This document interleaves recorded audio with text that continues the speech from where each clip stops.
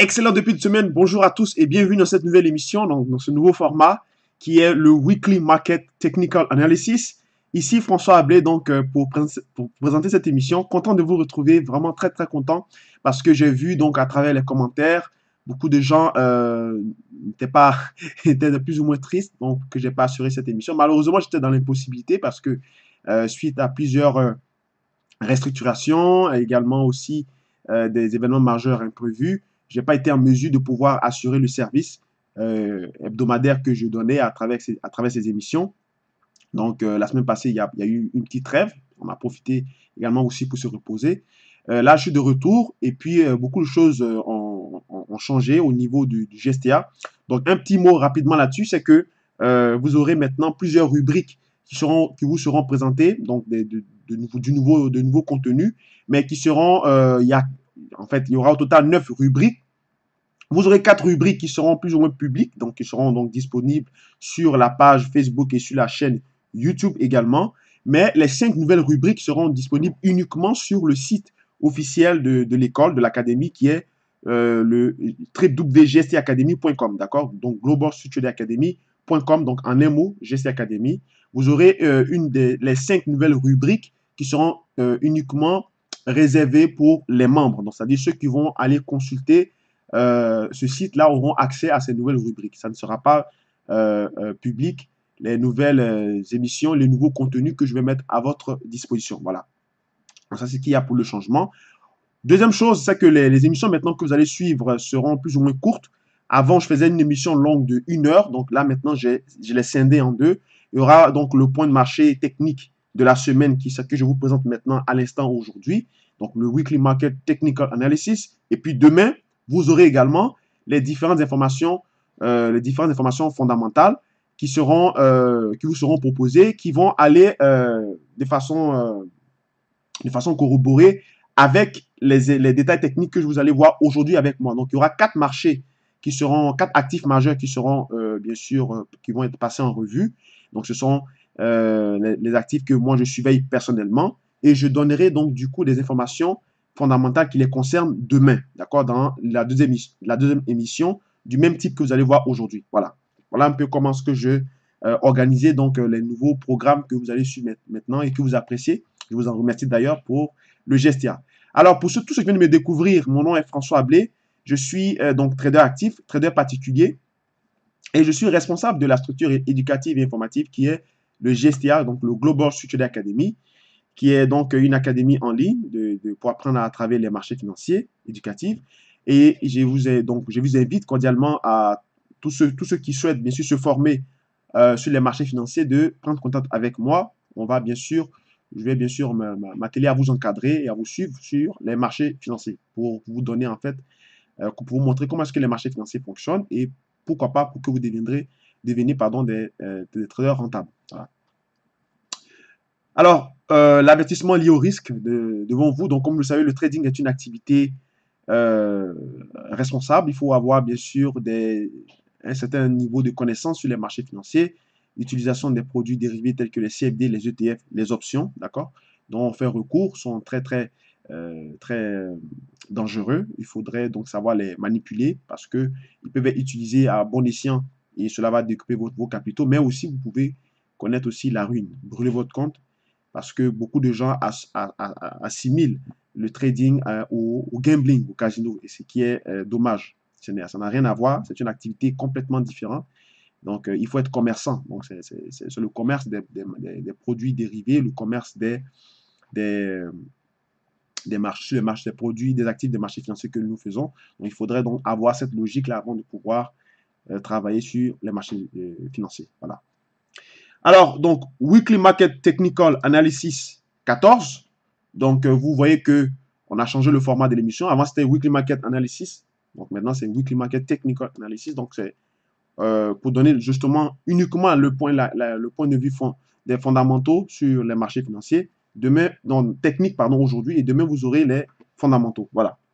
Donc, numéro 14, donc normalement, ce sera logiquement numéro 15, mais je n'ai pas été en mesure la semaine passée de pouvoir assurer ces émissions. Donc, aujourd'hui, nous voyons donc la 14e émission, donc 14, ça fait quand même 14 semaines.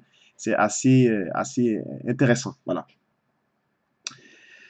Alors, le sommaire des actifs que je vais surveiller, bien sûr, il y a l'USDK, donc qui est la paire Forex que je transige le plus, ou le Dow Jones au niveau des indices, l'or au niveau des matières premières et les bons du trésor, donc l'Eurobond.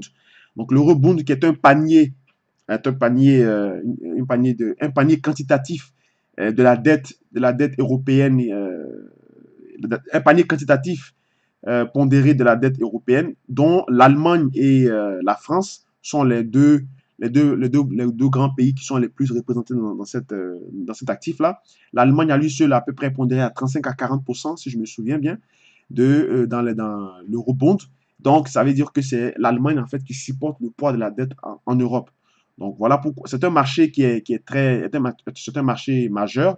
C'est un des marchés les plus surveillés. D'accord? Et le plus liquide également, le marché obligataire. Donc, je ne vous recommande pas de travailler là-dessus en CFD, mais plutôt sur les marchés futurs. Nous analysons le marché de façon à vous donner les niveaux clés en CFD, mais je vous recommande de pouvoir travailler là-dessus si vous avez l'opportunité ou la possibilité de travailler là-dessus en futur. Parce que là-bas, c'est plus liquide, les canaux d'ordre sont assez fluides, donc vous pouvez travailler convenablement là-dessus. Sur les CFD, il y a encore les notions de slippage et de décalage inattendu, de spread qui peuvent jouer contre vous, d'accord? Donc, je vous laisse là-dessus. Alors, on va passer bien sûr sur le marché, donc détails techniques. Voilà. Donc, on va commencer par l'USD-CAD. Donc, l'USD-CAD ici en données hebdomadaires. Donc, comme vous le voyez ici à l'écran, l'USD-CAD a été un peu difficile à transiger parce que, voilà, je vous ai dit, l'USD-CAD est pratiquement, selon moi, hein, c'est pratiquement la paire Forex la plus difficile à transiger parce que l'USD-CAD est une paire d'inflation, c'est une paire également de politique monétaire, c'est une paire de matières premières, hein, le pétrole qui est arrimé inversement au dollar et qui est corrélé positivement au dollar canadien, d'accord? Donc, lorsqu'on a des mouvements sur l'IPC, sur le dollar canadien, tout ce qui concerne en fait le prix, hein, tout ce qui concerne le prix au niveau des ménages, le prix à l'échelle, le coût de la vie, cette paire-là réagit le plus, d'accord? Donc, au niveau de l'USD-CAD, on avait bien sûr, si vous vous rappelez les semaines précédentes, quand on avait analysé ce marché, on avait voilà, je vais zoomer l'écran de façon, vous voyez, on avait, attendez, voilà, on avait ici une ligne de coût. La ligne de coût qui était la neckline qui était de 1,28 830, d'accord? On a vu un double bottom, d'accord? Double bottom qui a été bien sûr avorté, qui était annulé. Et puis, on a réintégré cette ligne. Donc, la zone des 1,29 400, 1,28 830, c'était la zone à surveiller. On a réintégré cette zone. Après, on est venu retravailler 1,27 400 qui était le seuil de polarité. D'accord? Le seuil de polarité qui est ici. Voilà. C'est un seuil de polarité qui date depuis 2009-2008, ici. Donc, on a réintégré ce seuil. Et actuellement, on est bien sûr à des niveaux qui sont un petit peu difficiles à transiger. Certes, on se dirige vers 1,25. Donc, 1,25 est un niveau psychologique clé. 1,25 après 1,25, on a 1,24 450 qui correspond à cette zone ici. Donc, vous voyez qu'on voit que techniquement, à long terme, on est dans une évolution de canal ascendant sur l'USD-CAD, d'accord? Canal ascendant sur l'USD-CAD, sortie généralement baissière. Mais comme je vous ai dit, l'USD-CAD est une paire difficile. C'est une paire qui est arrimée au dollar et au dollar canadien, d'accord? Donc, c'est une paire, on va dire, de macroéconomie, du pétrole et tout ça. Donc, même si techniquement, on sait qu'on peut sortir par le bas, on sort souvent, généralement, par le bas d'un canal ascendant. Donc, la sortie se fait généralement baissière. Mais c'est un couloir, c'est un canal. Tant qu'on ne sort pas de ce couloir, tant qu'on ne sort pas de ce canal, le mouvement peut toujours aussi, d'accord? C'est-à-dire qu'on peut venir ici, taper cette ligne ici à 1,24 450 ou 1,24 500, 1,24 450 ou 1,24 500, oui, ou bien 1,25, d'accord? Venir le taper ici, et puis progresser vers le haut. Et puis encore replonger, progresser, replonger. Donc, de sorte que ce couloir-là peut être, bien sûr, il peut être, disons, prolongé. Et tant qu'on évolue à l'intérieur de ce couloir, tant qu'on n'est pas sorti, le mouvement peut toujours être suivi à la hausse. Donc, pour ceux qui veulent travailler donc l'USD4, je dis ça parce que moi, je le surveille attentivement. Euh, Avec les fondamentaux qui arrivent, bien sûr, avec tout ce qui se passe, tout le contexte actuellement qui se passe, on sait que le dollar est dans un biais baissier. Donc, a priori, si on casse violemment 1,25 et qu'on vient enfoncer jusqu'à 1,23, on peut chercher bien sûr un point de short. Mais si on a bien sûr le dollar qui se renforce comme toute attente, on peut latéraliser et puis progresser de façon très subtile sur l'USD4 dans ce couloir-là et rester dans la zone, la zone entre le seuil de polarité qui est de 1,27400 et puis de 1,25 voire 1,24 450. Donc ça, c'est à suivre. Sinon, le point d'entrée pour acheter le marché, pour acheter USD4, ce serait ici, aux alentours des 1,24 200, 1,24 250. Ce serait un excellent point d'entrée pour acheter. Même pourquoi pas à 1,23 100. D'accord? Maintenant, si on casse 1,23 100, on va chercher bien sûr les plus bas de 2017, donc de septembre 2017, qui sont à 1,20. D'accord? Et puis après, bon, ça, on va peut-être suivre un mouvement baissier. D'accord? Donc, à l'image, si vous voyez ici, à l'image, bien sûr, du marché de USD4 ici, vous le voyez ici, on a, depuis 2016, on a eu une baisse, consolidation, baisse, consolidation en termes de canal. Donc, peut-être, pourquoi pas, encore un autre scénario baissier. Donc, a priori, l'USD4, à long terme, semble être baissier. Mais tant qu'on ne sort pas de ce canal haussier, de ce canal qui est prolongé, qui peut même s'élargir de plus en plus, on ne peut pas parler, bien sûr, que de points vraiment baissés. Il faut juste attendre qu'on sorte, bien sûr, sur les niveaux clés qu'on va voir, bien sûr, à la fin de cette émission-là. Au niveau de l'US30, donc l'US30, c'est bien sûr le Dow Jones, donc le CFD du Dow Jones, c'est l'US30, d'accord, que vous avez à vos yeux. Vous voyez ici que l'US30 en fait est dans une phase un peu de neutralité, un peu de voilà, on ne sait pas trop qu'est-ce qui va se passer parce que compte tenu du contexte fondamental qui joue énormément sur le Dow Jones, on peut avoir des mouvements un peu plus, des mouvements très volatiles, inattendus. D'ailleurs, avant l'arrivée du président Donald Trump, le Dow Jones en fait, quand il faisait 250 points, 400 points, on parlait d'euphorie, d'accord? Et la volatilité moyenne avant l'arrivée du président Trump était aux alentours de, disons, 100 points, d'accord, en intraday. 100 points en intraday en moyenne. Le Dow Jones pouvait varier de 100 points, faire des allers-retours de 100 points, d'accord? Aujourd'hui, c'est plus le cas. Il fait des allers-retours de 400, 500, 600 points, d'accord? Et beaucoup de gens trouvent que c'est normal. Mais non, ce n'est pas normal parce que avant, c'était pas comme ça. Le Dow Jones faisait à peu près 250 ticks, qui équivaut à 100, 150 points. Euh, et si vous travaillez là-dessus en intraday avec 30, 40 points sur le dos, c'était pas mal, c'était très bon. Aujourd'hui, 100 points même, c'est pratiquement le minimum qu'il fait. Il peut aller à 200 points, 300 points plus haut, d'accord? Parce que le marché est bien sûr manipulé. Mais si on casse cette zone ici qui est à la zone de 23 560, 24 780, donc c'est un seuil de 1220 points, à l'intérieur de ce triangle ici en orange, vous pouvez faire dessus des allers-retours, d'accord? Les allers-retours travaillent en intraday, en scalping. Alors, on peut travailler dans ce couloir-là de 1220 points. Mais faites attention parce que c'est une zone qui est quand même aussi incertaine, d'accord? Si je l'ai mis ici en orange ici, c'est pour vous dire qu'elle est incertaine. Parce que la résistance ici, pour pouvoir amorcer un nouveau cycle haussier, un nouveau flux haussier, ça serait donc de passer au travers de cette zone de 25 290 à 25 500. Ce n'est rien, c'est juste 210 points, d'accord? Je vous ai dit que le dos, maintenant, il peut faire 300 points en une journée, 400 points. Donc, cette zone ici est facilement atteignable, d'accord? Même si elle sert de résistance pour montrer que le dos est pratiquement dans une dynamique haussière, n'empêche que cette zone ici, la distance dans ce couloir en, orange, en rouge est de 210 points. Et 210 points, c'est facilement atteignable en intraday sur le dos. Si c'était avant, donc si on parlait du temps avant l'arrivée du président américain, on peut dire que oui, ça peut être un objectif vraiment hebdomadaire un peu loin. Mais actuellement, ce n'est pas le cas. On peut l'atteindre même peut-être même aujourd'hui, pourquoi pas. Je n'en sais rien. Ce qui est sûr, cette zone ici, il faudrait la surveiller parce que c'est une résistance quand même qui est assez importante. Également, au niveau de la clôture mensuelle en bleu ici que vous voyez ici, cette clôture mensuelle qui a tenu, donc tant qu'on reste au-dessus de cette clôture mensuelle, on aura tendance à faire à pousser vers le haut.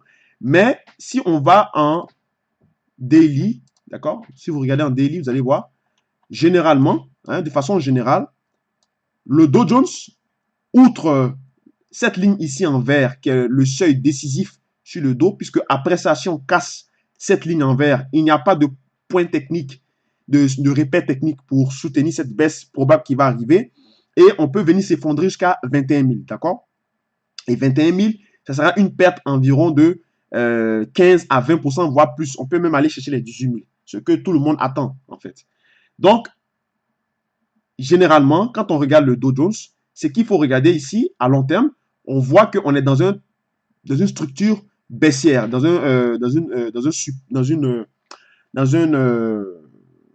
résistance oblique baissière avec un support horizontal, ce qu'on appelle souvent des triangles descendants. Okay? Donc, les triangles descendants, la sortie est généralement baissière. Donc, on peut venir taper ici, échouer, baisser, aller retaper encore cette borne, échouer. Donc, vous voyez qu'en noir ici, en pointillé, ça dessine bien sûr un triangle descendant. Voilà. On peut le voir ici en H4. Voilà. C'est plus clair ici, c'est plus propre. Donc H4, vous voyez ici, on peut aller taper là, venir raid dans ce confinage ici entre son seuil critique, sa ligne en bleu, qui est en fait sa clôture mensuelle, venir retaper les niveaux ici de 24 550, rebaisser et pourquoi pas aller s'effondrer. Mais dans tous les cas, si on casse cette zone ici, symbolisée par les traits pointillés noirs et la ligne verte ici qui est 23 380, le dos va bien sûr s'effondrer et pas de si peu. D'accord? Donc faites attention, la configuration sur le dos est baissière, de long terme. Voilà.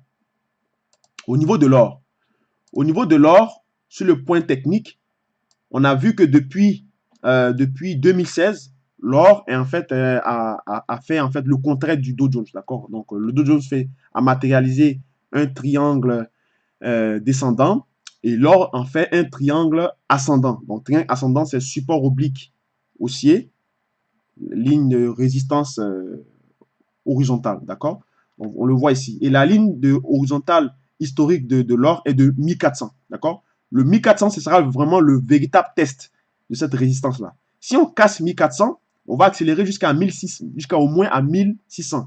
Et 1600 après 1800. Donc, il y a au moins 200 $, voire 400 $ à prendre en ligne droite. Ça pourrait être, bien sûr, le trade de l'année 2018. Donc, il faudrait vraiment surveiller attentivement l'or. Parce qu'actuellement, nous sommes dans un contexte, comme vous le savez, de guerre, d'accord, entre, bien sûr, la Syrie et puis les États-Unis, tout ça. Alors, je vais en reparler demain dans l'émission fondamentale, donc, parce que cette émission est consacrée uniquement pour les détails techniques, d'accord. Mais pour dire que moi, je serai positionné au-dessus de 1360, donc 1365, 1370, pour aller prendre la première impulsion de 1360 à 1400, donc les 40 $ d'impulsion.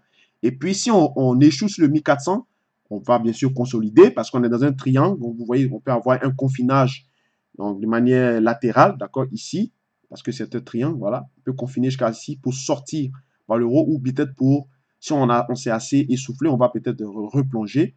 Mais dans le contexte actuel fondamental qu'il y a, avec surtout ce biais baissier qui règne, qui pèse sur le dollar, l'or est susceptible de progresser à la hausse. D'accord? Et on le voit ici, on peut voir également en daily. Bon, en daily, c'est plus propre, c'est comme en weekly. On voit le grand triangle ascendant qu'il y a, mais on a ce range-là qu'on doit casser. La zone de ce range est à 1350-1360 qu'on doit passer au travers pour prendre vraiment la direction que je vous ai parlé tout à l'heure. Mais pour ceux qui sont en intraday, actuellement, je peux dire qu'il n'y a rien à faire. C'est le range sur l'or. Tout le monde attend bien sûr l'issue de ce qui va se passer pour ce contexte géopolitique actuel pour que l'or puisse prendre en fait une impulsion assez puissante. Voilà ce que j'avais dit sur l'or. On va passer maintenant à la plateforme de notre deuxième partenaire qui est CMC Market, qui est sur lequel on va voir l'Eurobond. Donc l'Eurobond en données journalières, comme vous le voyez ici, je vais dézoomer, voilà. Puis je mets ça là, comme ça. Donc comme vous le voyez ici, Voilà. On a la clôture mensuelle qui est en mauve, d'accord? Ici, la ligne mauve ici. Et puis, on a aussi le seuil de polarité. Le seuil de polarité qui est en orange, sur lequel actuellement le marché est en train de travailler. Et vous voyez que à l'intérieur de ce canal-là, ce grand, ben, ici, on voit plutôt un biseau. Donc, la ligne orange, les deux lignes oranges au-dessus. Donc, ça matérialise donc un biseau descendant. Donc, la sortie se fait généralement à la hausse. Mais à l'intérieur de ça, on a aussi un canal, à l'image des fourchettes d'Andrews. On a un canal ici en bleu, un canal descendant. Donc, tant on est à l'intérieur de ce canal, tant qu'on évolue dans ce canal, on est baissier, d'accord? Et il y avait un petit cluster ici au niveau de la ligne en bleu pointillé qui traverse en fait niveau moyen de l'eurobond qui a été qui est venu retester le seuil de polarité. Donc, qu'est-ce que ça veut dire? Ça veut dire en fait qu'à l'intérieur, si je zoome, je dézoome de plus près pour que vous puissiez voir, à l'intérieur de cette zone ici, donc entre la zone de le seuil de polarité qui est de environ, si je prends le croissillon ici, voilà, c'est environ de 160, 40 et puis 161, 43, d'accord? Ici, c'est un range, il n'y a rien à faire, d'accord? Mais si vous voulez rentrer en position, ce serait bien sûr d'attendre l'échec sur cette zone de seuil de polarité afin d'optimiser votre risque, bien sûr, pardon. Et on le paye ici, à l'intérieur là. Mais par contre, si on échoue et qu'on casse ce seuil de polarité, donc on repasse au-dessus, c'est une ligne droite. On va baisser, bien sûr, parce qu'on évolue dans ce canal baissier, d'accord? Même si on sait que ce canal, en général, finit généralement à la hausse, mais tant qu'on évolue à l'intérieur du canal, on est toujours baissier. Donc, on suit la direction du mouvement des prix. Vous vous rappelez, les semaines précédentes, j'avais parlé du range de creux qui était ici. Donc, le range de creux qu'on avait formé ici, on est sorti par ce range de creux, on a eu une impulsion haussière.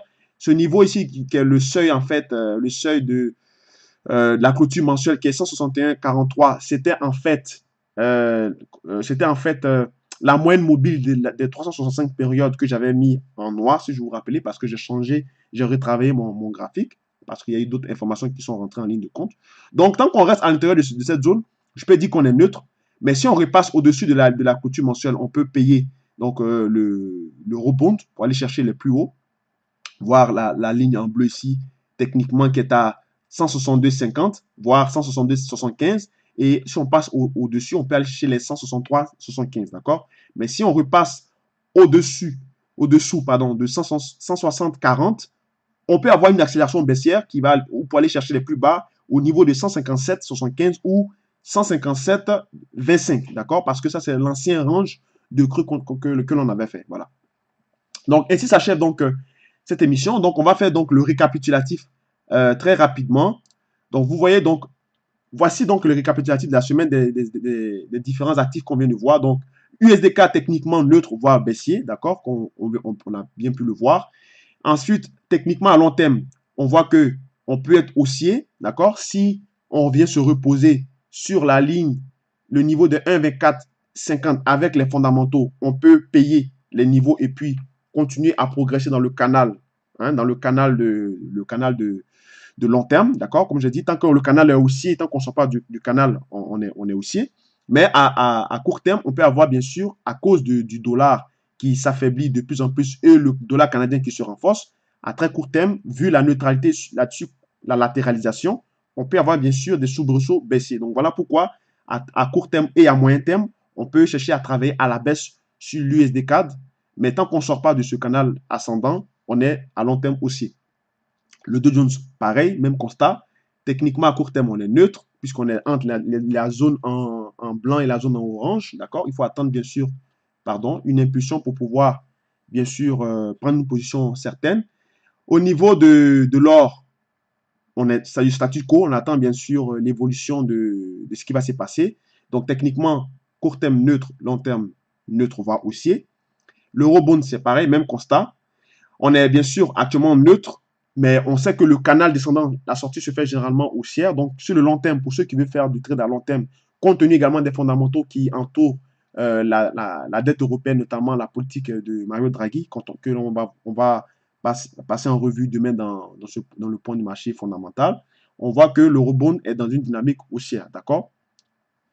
Donc, les niveaux importants à surveiller sur l'USD4, ça sera le signal qui sera donné par 1,25, d'accord, en H4 et en D1.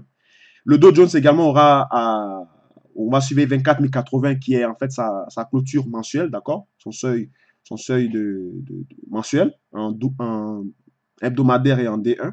L'or, le véritable signal sera à 1400, ok, en M1, donc en mensuel et en weekly. Et puis l'eurobond, ce sera bien sûr 161,43. Bon, 161,43, on peut dire 161,40, d'accord. Donc, ça, il n'y a pas de différence. Donc, 161,40 pour faire plus arrondi. Ce serait vraiment le niveau à surveiller pour le daily et le weekly.